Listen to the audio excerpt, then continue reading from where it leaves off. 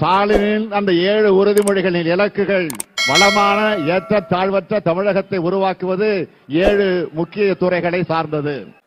1 பொருளாதாரம், 2 வேளாண்மை, 3 நீர்வளம், 4 கல்வி மற்றும் சுகாதாரம், 5 நகர்ப்புற வளர்ச்சி, 6 ஊரக உட்கட்டமைப்பு, 7 சமூக நீதி. வளரும் வாய்ப்புகள் வளமான தமிழ்நாடு, மகசூல் பெருக்கும் மகிழும் விவசாயி, குடிமக்கள் அனைவருக்கும் குறையாத தண்ணீர், அனைவருக்கும் உயர்தர கல்வி மற்றும் உயர்தர மருத்துவம், எழில்மிகு மாநகரங்களின் மாநிலம், உயர்தர ஊரக கட்டமைப்பு, உயர்ந்த வாழ்க்கை தரம். முதலாவதாக பொருளாதாரம், வளரும் வாய்ப்புகள் வளமான தமிழ்நாடு. இரட்டை இலக்க பொருளாதார வளர்ச்சி விகிதத்தை எட்டுவது முதல் இலக்கு. நாம் சாதித்துவிட்டால் நமது பொருளாதாரம் ரூபாய் 35 லட்சம் கோடியை தாண்டும். இதன் விளைவாக தனிநபர் வருமானம் ஆண்டுக்கு ரூபாய் 4 லட்சத்திற்கு மேலாக உயரும். அந்த நிலையை நம்மால் நிச்சயம் எட்ட முடியும். வேலை வாய்ப்புகளை பொறுத்த வரைக்கும் ஒவ்வொரு ஆண்டும் 10 லட்சம் புதிய வேலை வாய்ப்புகளை உருவாக்குவோம். தற்போதுள்ள வேலை வாய்ப்பின்மை விகிதத்தை சரிபாதியாக குறைப்போம். பொருளாதார ரீதியாக நலிவடைந்து கடும் வறுமையில வாடும் 1 கோடி மக்களை மீட்கப் போகிறோம். இதன் மூலம் வறுமை கோட்டிற்கு கீழ் ஒருவர் கூட இல்லாத முதல் மாநிலமாக தமிழகத்தை உருவாக்குவோம். அதற்கான பணியை என்னுடைய தலைமையிலான திமுக அரசு நிறைவேற்றப் போகிறது. வேளாண்மை, மகசூல் பெருக்கும் மகிழும் விவசாயி. தமிழ்நாட்டின் நிகர பயிரிடு பரப்பு இப்போது 60 விழுக்காடாக இருக்கிறது.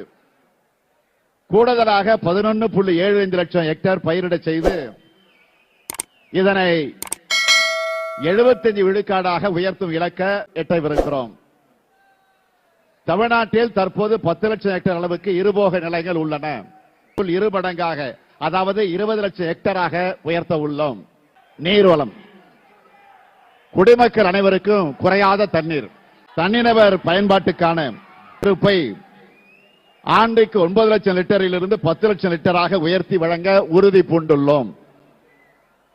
நாளொன்றுக்கு வீணாகும் தண்ணீர் அளவின 50 விழுக்காட்டிலிருந்து 15 விழுக்காடாக குறைப்பதற்கான பணிகளை மேற்கொள்ளவிருக்கிறோம். மறு சுழற்சி செஞ்சு பயன்படுத்தப்படும் நீரின் விகிதத்தை 5 விழுக்காட்டிலிருந்து 20 விழுக்காடாக உயர்த்த உள்ளோம். தமிழ்நாட்டின் பசுமை பரப்பளவை 20.27 விழுக்காட்டிலிருந்து 25 விழுக்காடாக உயர்த்தும் வகையில் 7.5 லட்சம் ஹெக்டேர் நிலங்களை கூடுதலாக இணைக்க உள்ளோம். அடுத்து முக்கியமான துறைகள், அதாவது கல்வி மற்றும் சுகாதாரம். நமது இலக்கு அனைவருக்கும் உயர்தர கல்வி மற்றும் உயர்தர மருத்துவம். மாநில மொத்த உள்நாட்டு உற்பத்தியிலிருந்து தற்போது கல்வி மற்றும் சுகாதாரத்திற்கு செலவிடப்பட்டு வரும் நிதி அளவை 3 மடங்கு உயர்த்த போறோம்.